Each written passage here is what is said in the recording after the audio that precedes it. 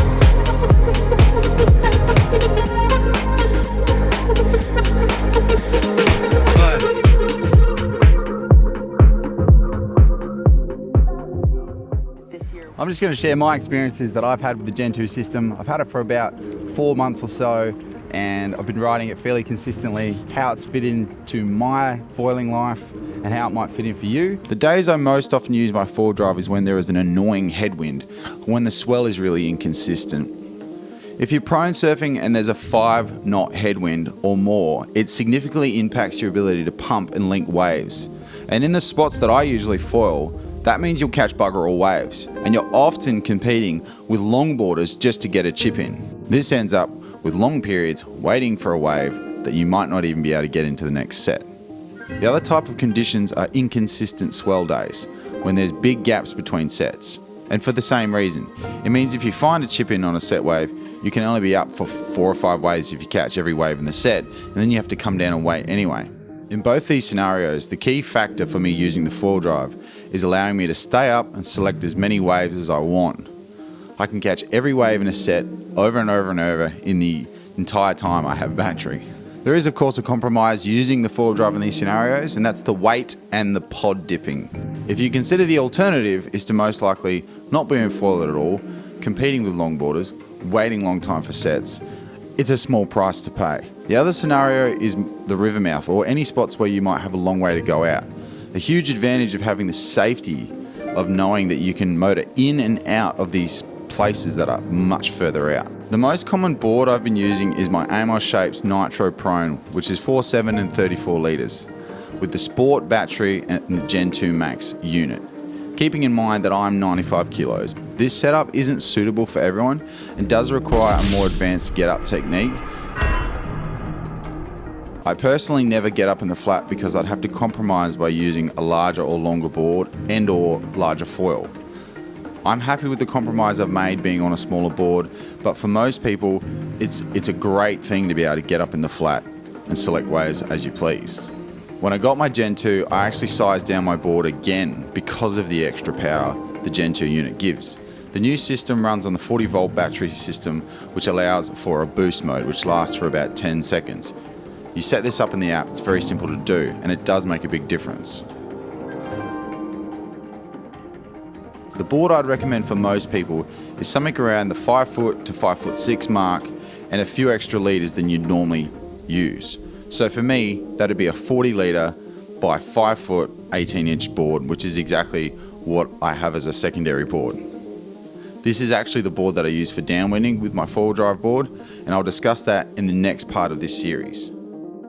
In the surf, this is a much easier alternative and saves battery and allows you to ride smaller foils much more easily.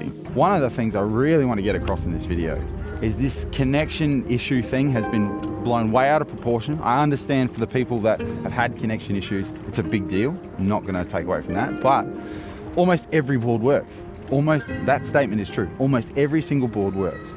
all you need to understand is that the board is the antenna. Firstly, I'm on an AMOS board, so yes, they work. Now, if you try and go with the board completely underwater, it's not gonna go. All you need to understand is that if there's water between the board and the controller, it's not gonna work. Now, if I pull the trigger, I pop the nose out, okay? It hasn't gotten to connect, so hands off, let the nose come out, and now I've got connection. So you only need a really small amount of the board in order to get connection. If I'm bearing the board like this, so if you're waiting for a wave and you pull the trigger, I've still got connection. Anyway, I'm underwater and I've got connection, trying not to be. So if your board is underwater, oh, I've still got connection. I've still got connection. Oops.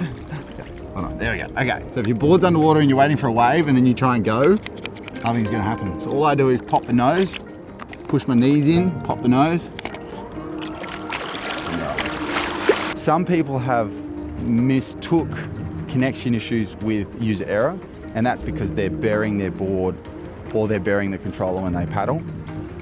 I've made those mistakes. I've gotten frustrated with the system by myself making those mistakes, but as you learn more about the system, you realize that as long as there's parts of the board exposed and it has the 2 or 3 seconds it needs to make the connection, on almost every board, you won't have connection issues, as long as you use the phone. So that's a big takeaway from this video, is if you've gotten a system and you've had some frustrations, just make sure you're doing those things correctly first. I've tested my thoughts on the Slim versus the Max quite thoroughly, and I've landed on this for me. I've mainly used the Sport battery with the Gen 2 Max as my combo. I've tried all the variations on the gear that I have, and I still settled up on that combination in the surf. You can see here I'm using the Max battery. This does give me an extra 20 minutes runtime or so versus the Sport battery, which is a huge advantage and probably the best choice for most punters out there. However, for my riding style, I prefer the reduced swing weight of the Sport battery, and it also allows you to pump just a little bit easier. Mast height is an area I've changed my mind recently. I've always used a 90cm mast with the Fall Assist Plus, and I've been using the 90cm with the Gen 2 for the majority of my time.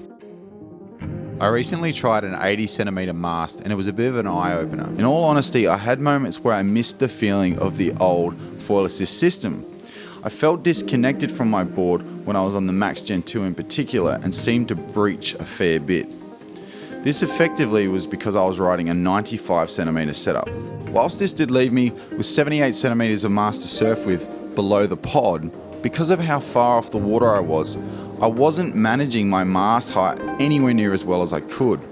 So I was either too low or too high a lot of the time.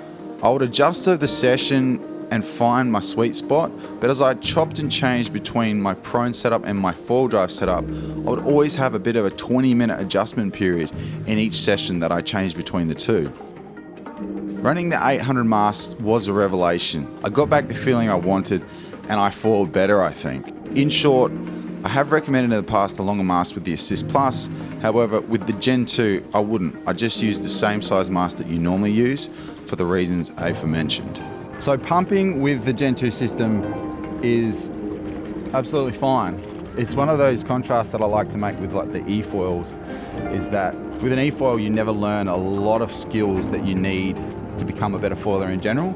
And the FoilDrive allows you to learn those skills in a more assisted way. And so absolutely pumping with the Max battery all the way through to the Slim endurance battery is fine.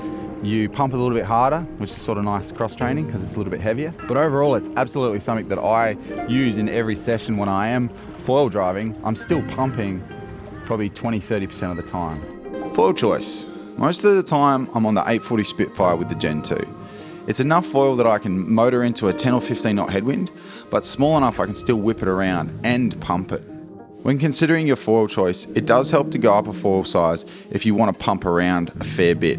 There is added weight and you need to consider that. I think the takeaway message is if you've got a Gen 2 system, just use the foils that you have, and then you can chop and change as you need, as you find where it sort of is allowing you to go smaller or bigger or whatever it might be.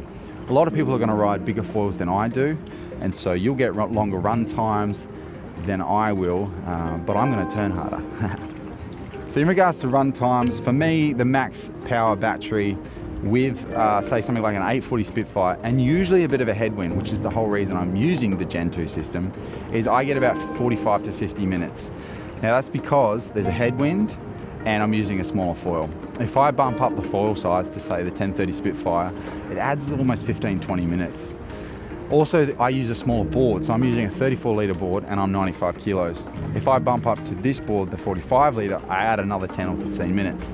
So you tend to amplify your run time quite quickly as soon as you size up gear. So if all you want is long run time, you could run the 1401 Art Pro on a really big board and you might get 2 hours of battery time. I don't know, I've never tried it and I'm probably not going to be honest. Your run time is really dependent on your conditions, surface conditions, also your cable length. The lower you run the cable, the more efficient the system's going to run, foil size, and just your ability to use the system efficiently. In regards to cable length, ideally, if you can have two, I'd get a 20 centimeter and a 12 centimeter.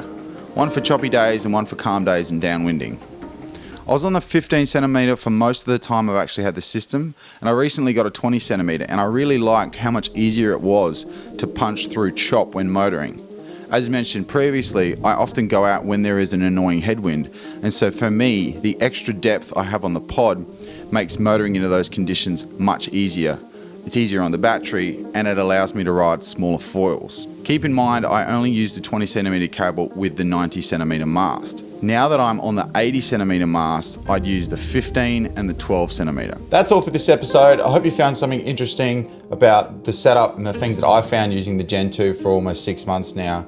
I just want to say a big thank you to Paul and Ben and the team. They funded the drone footage that you've seen in this video to make sure that it was the best video possible. So I really appreciate that. I also just want to say a big thank you to FoilDrive for having me be a part of the launch. I got to go down pre-launch and see all the excitement, everything that happened. It was insanely busy and they're even busier now, I think. But it's been so great to be a part of the journey of seeing Gen 2 go into customers' hands and see them enjoy it as well.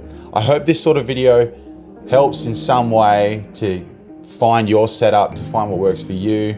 Obviously, I'm a pro rider, and so what works for me might not work for you, but I hope you find something interesting and entertaining in here.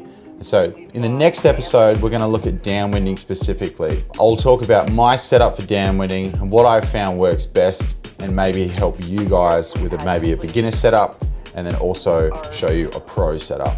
This video helps you decide to buy a FoilDrive, and go to their website, and when you purchase, I have a code that you can use. Let me know that you've used the code and I'll send you a free hat, but it also means that I get a tiny little kickback, which is a way of me trying to create an income from foiling for doing all this work and creating content. So if it's not too much trouble and you decide to buy a Gen 2 FoilDrive, grab my link in the description and go and purchase your FoilDrive. Please click the bell, hit the notification, that will mean that you'll get notified, and we'll see you in part 2, downwinding with the Gen 2 FoilDrive. Thanks so much.